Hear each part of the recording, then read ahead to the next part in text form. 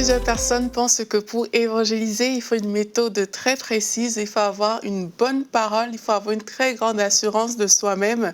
Mais aujourd'hui, je suis venue démolir un peu cette pensée et je suis venue vous encourager à ne pas vous limiter. Qui que vous soyez, quel que soit votre type de personnalité, vous pouvez évangéliser et vous pouvez très bien le faire.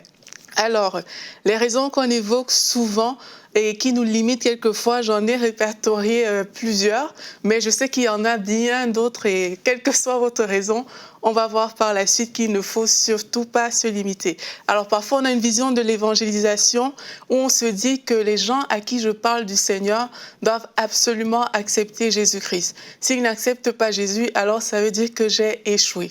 Et bien, je vais vous dire que c'est faux. Il ne faut pas avoir cette vision de l'évangélisation parce que Jésus lui-même, ce n'est pas à tous les endroits où il est allé qu'il a été accepté. Il y a des personnes qui ont tout simplement refusé de croire à l'évangile. Donc vous, quand vous allez évangéliser, dites-vous juste que vous êtes un semeur de la parole de Dieu. La parole de Dieu a pour vocation de porter du fruit, mais tout le monde n'est pas forcément prêt à recevoir. Donc le problème n'est pas à votre niveau. Vraiment, Jésus lui-même a été rejeté quelquefois. Donc cette limite peut déjà tomber.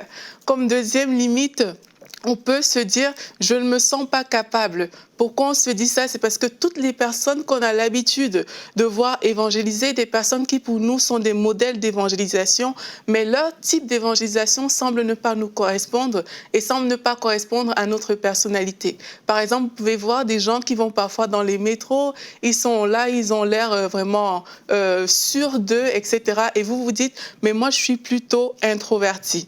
Donc à ce niveau, j'ai envie de dire que vous n'êtes pas obligé de faire comme tout le monde lorsque vous décidez d'évangéliser. Peut-être vous n'irez pas dans le métro, mais peut-être vous, quand vous allez à l'épicerie, vous avez une facilité à parler avec ces gens-là. Quand il y a un électricien qui vient chez vous, c'est peut-être plus facile pour vous de parler avec cette personne. Vous pouvez le faire là où ça semble plus facile pour vous. Laissez-vous juste inspirer par le Saint-Esprit et vous allez voir que les choses vont se faire comme ça. Donc, on n'a pas besoin de copier les autres. Ça ne signifie pas que vous n'aurez pas de modèle dans la vie.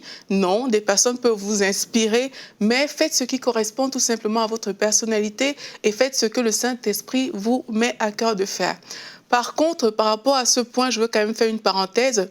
C'est que le Saint-Esprit va parfois aussi quand même défier notre personnalité pour qu'on puisse sortir de notre zone de confort lorsqu'on évangélise.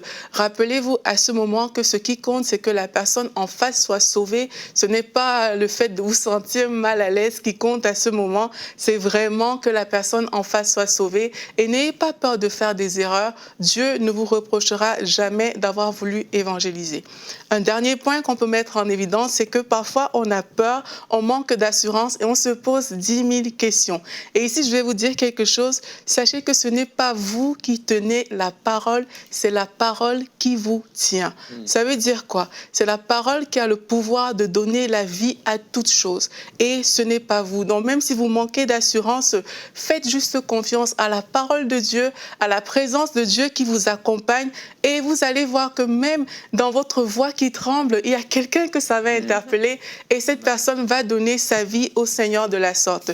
Alors soyez juste vous-même, comme la femme samaritaine, elle n'a pas eu besoin de plusieurs cours, elle n'a pas eu besoin de beaucoup de choses, elle a juste été remplie de la parole de Jésus et avec cette parole, elle est allée dans son village et tout son village a accepté le Seigneur. Donc ne nous limitons plus dans l'évangélisation, allons avec la présence et la confiance du Saint-Esprit qui nous guide.